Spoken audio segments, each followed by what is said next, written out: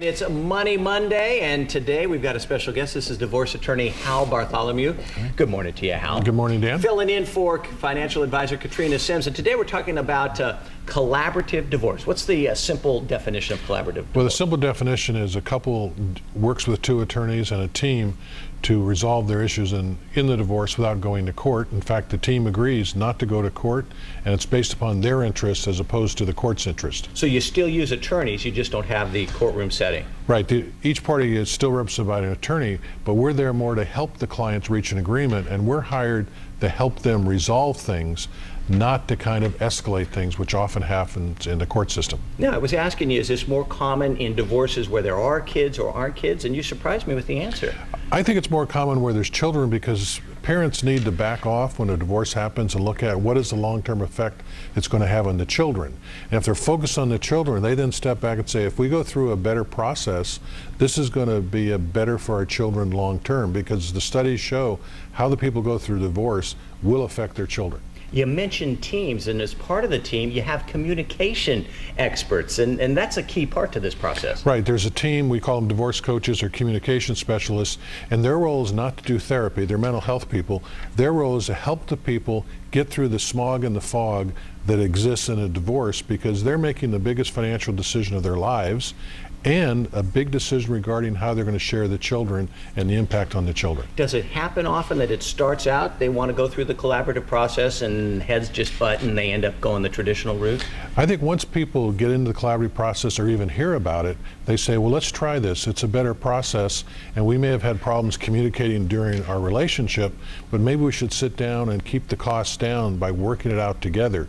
We call it interest-based bargaining because it's based upon our interests, not on positional bargaining like where the court system is. And recognizing that every case is different, and depending upon the size of the estates, it can get quite costly. But you can save considerable money going this route? Right, and we bring in a financial specialist who's a neutral, could be a CPA, could be a CFP or other type of designation, and they come as a neutral to help us look at the financial issues. How is it going to impact you in the future? How is it going to impact the other party? And so we really take a long-term view of the financial issues, and what we find, you put the information on the table, people's logical mind in fact start taking over at some point. Now, it's understood going through a divorce is a very stressful process. Does this maybe ease up on some of the stress as well?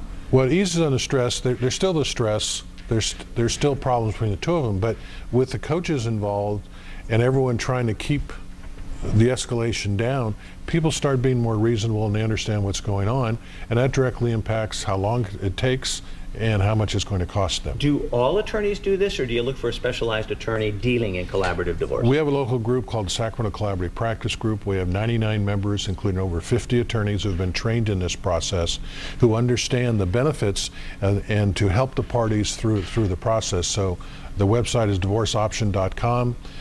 For people to choose attorneys who are looking to help the clients resolve it, not to escalate it. And for someone who's considering maybe going down that road, that's the factor that they should keep in mind deciding whether or not to go for the collaborative divorce versus a traditional divorce? Yeah, the first decision parties make is a decision to divorce. Mm-hmm. The second decision by far, which is the most important, is what process are we going to use?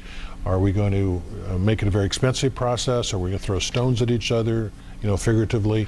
Or are we going to try to sit down and try to work it out, being actively involved ourselves? Hal Bartholomew is his name. Some great information. And for those of you who play soccer and softball down in the Elk Grove area, you know his name. It's the Hal Bartholomew Sports Complex. That's right. My boy practices there a couple of days a week. It's a terrific honor for you and a terrific advantage for the kids down there. You must be proud with that part. Thanks, Don. I am. It's terrific. Hal, thank you so much for getting up early and joining us. We'll be right back with News 10 Good Morning.